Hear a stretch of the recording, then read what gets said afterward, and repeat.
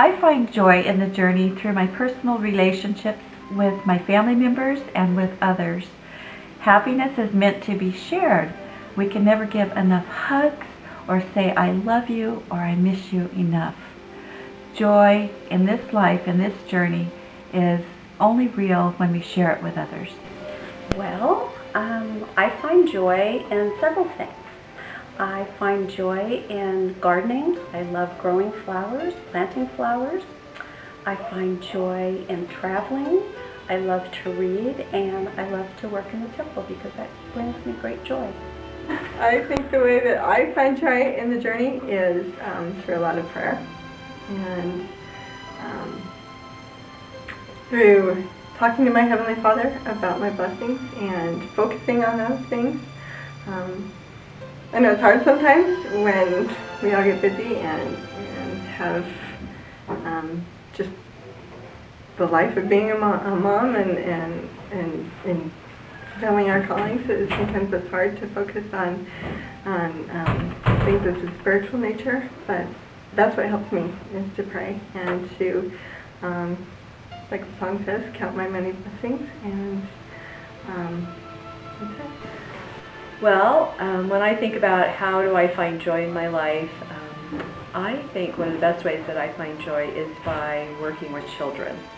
And I was thinking about, for the last almost 30 years, I've had the opportunity to work and be around children, from my own to neighbors' children, watching them, working in preschools and primary and all my primary callings, and now working in an elementary school. I love being around children. They bring me a great deal of joy as I watch their spirits and their curiosity, their innocence, and their unconditional love. So fresh from our Heavenly Father, they remind me that He's asked all of us to become as a little child, and they truly brighten my day and bring me a great deal of joy as I work and serve around children.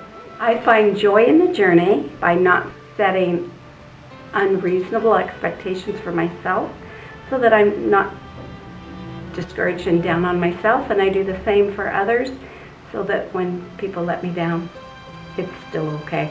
I haven't gotten upset about the whole thing. When Jackie talked to me about this, she said, talk about ways you find joy in the journey or how you handle adversity. And actually, I have one answer for both. I find a good book. Books comfort me when I'm sad and make me laugh when I'm happy. Inspired words from general authorities and church writers help me understand the scriptures better. I just need books, and thank goodness I live close to the library. I find joy when I can have a small amount of positive influence on another person's life through service, such as sharing my talents with them, listening to them, helping them with a task, or giving them some positive and honest encouragement or praise. What brings me joy? A lot of things. I think one thing is spending time with my sons. They're a constant source of, they make me laugh, and we just have a good time together. Spending time with my husband, going to the temple with my husband, I really enjoy spending that time with him there. And I love to read and to travel. Travel especially because you get to see just the creations of Heavenly Father, and just kind of reaffirms your testimony that He's there. And that's about it.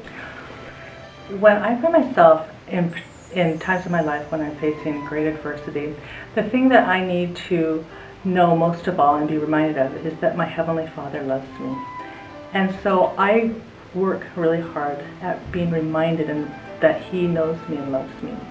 And I do that through just the regular things of reading my scriptures and saying fervent prayers, but also through listening to inspired words or reading inspired words, listening to uplifting music that have messages that comfort and console me, And those are the things that generally help to buoy my spirits and remind me that my Father in heaven knows me and that He cares for me and is very concerned about where I am and that He is there to help me along the way.